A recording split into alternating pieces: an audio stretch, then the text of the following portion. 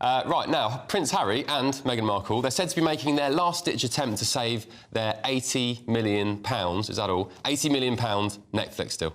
Yes, they're apparently working on a bunch, in quotation marks there, of new projects for Netflix, including a film and 2 other unscripted projects. But after their deal with Spotify dramatically collapsed last year, will this be another flop? And have the public, I think I know the answer to this question, have the public finally had enough of the couple? Well, joining us now for the latest is showbiz reporter Stephanie Tetschi. Very good morning to you, Stephanie. Good morning. So tell us, what is this all about? The Sussexes trying to save this Netflix deal?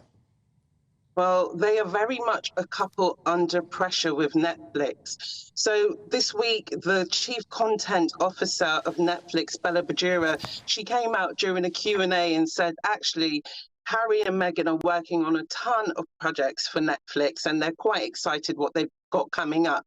Meghan, for a while, during her public appearances, she's been teasing that her and Harry are working on a few projects which she's quite excited about. But the reason why they are under pressure, we've seen the deal go badly with Spotify.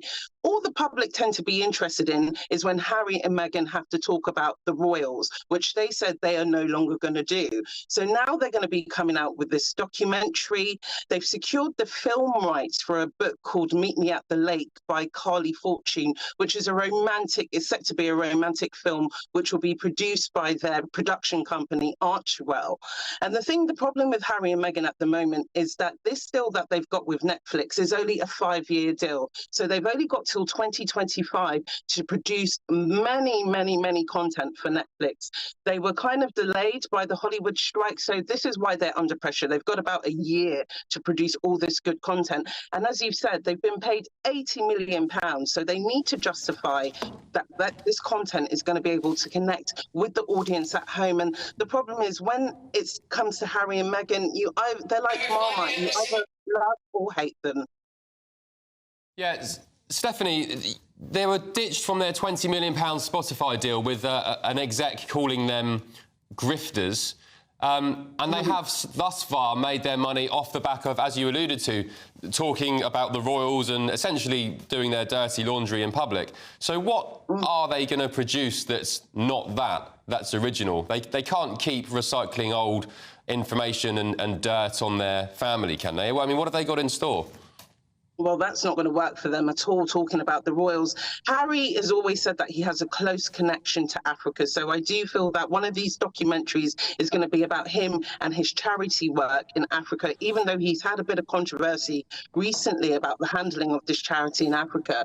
It is rumoured that one of the documentaries will be on that. Then we've got this romantic film, as I've said, that they'll be doing. But then also the chief executive said that they'll be working on some unscripted dramas. It's all very light-hearted, all very fun. So I think Harry and Meghan are definitely trying to change the tide of moving away from being royals and being considered as professional producers. As we know, Meghan was an actress, so for her, she has got that knack where she could produce some really good scripts, hopefully. But the problem is with Harry and Meghan, it's hard to separate the controversy that they've had following them before.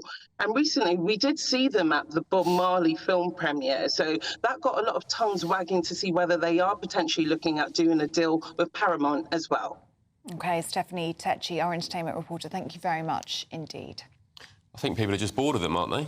Well, interesting you say that. Jane has emailed in saying, I won't be watching anything from the Sussexes, especially on Netflix. They have ruined the final year of our lovely Queen's life, and all they're doing now is multiple awful things for attention. I am done.